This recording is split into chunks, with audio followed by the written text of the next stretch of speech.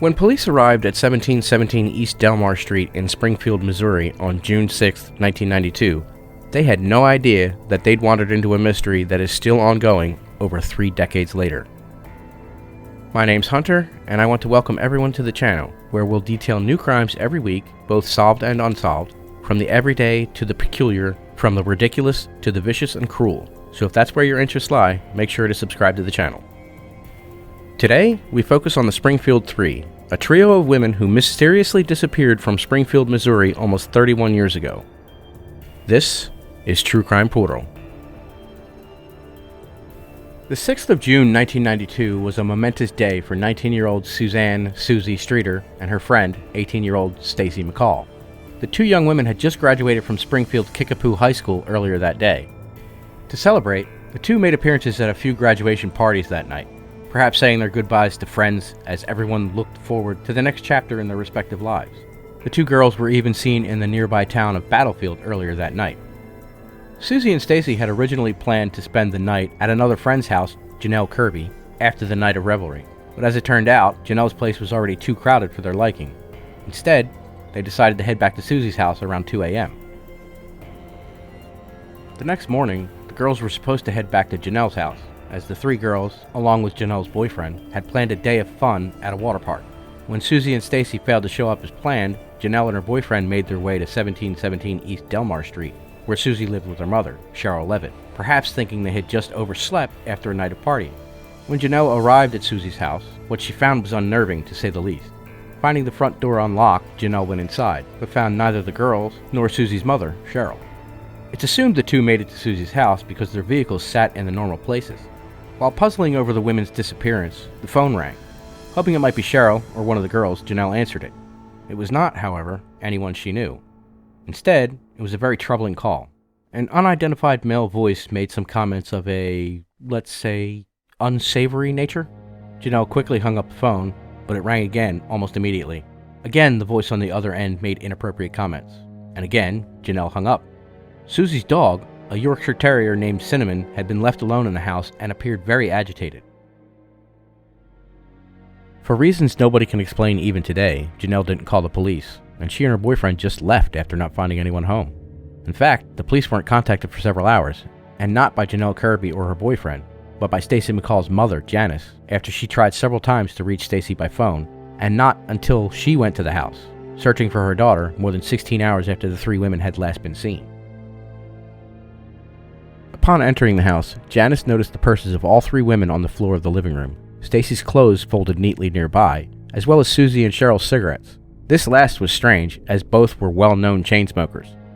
Janice called the police in a panic from the house phone to report the three women missing. After making that call, she checked the answering machine, hoping to find anything that might lead to their whereabouts. She heard a, quote, strange message, unquote, which she accidentally erased. The specifics of that message have never been publicly released, but police believe it was connected in some way to the women's vanishing. Between the women's last verified sighting and the time the police arrived to begin their investigation, it's estimated that as many as 10 to 20 people, mostly worried friends and family members, had visited the house, contaminating the possible crime scene, including Janelle's boyfriend having swept broken glass from the globe covering the porch light when they first arrived, destroying any potential evidence.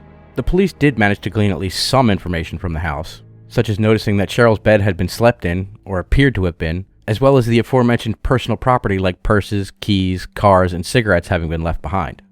No true suspects in the women's disappearance have been identified, although convicted kidnapper and robber and suspected murderer Robert Craig Cox told journalists in 1997 that he knew the women had been murdered and buried where they would never be recovered.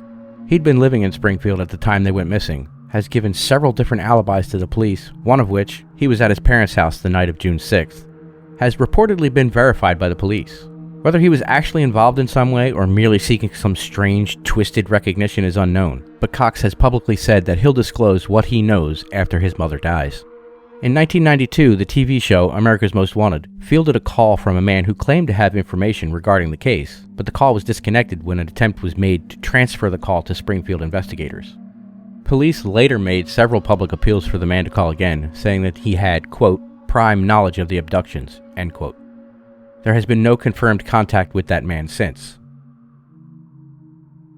Over 5,000 tips have been received and investigated by authorities, including one from a so-called psychic that said they were buried in the foundations of the south parking garage at Cox Hospital. In 2007, ground-penetrating radar was used to scan the area, and while 3 anomalies were found that were consistent with a burial, police say that digging up, then rebuilding the area would be too cost-prohibitive, not to mention that construction on the structure itself didn't begin until September of 1993, well over a year after the Springfield 3 were last seen. No traces of Cheryl Levitt, her daughter Susie Streeter, and Susie's friend Stacy McCall have ever been found, be they alive or dead. If you have any information regarding this case, you are encouraged to call the Springfield Police Department at 417-864-1810 or call Crime Stoppers anonymously at 417-869-8477. You can also leave an anonymous tip at p3tips.com.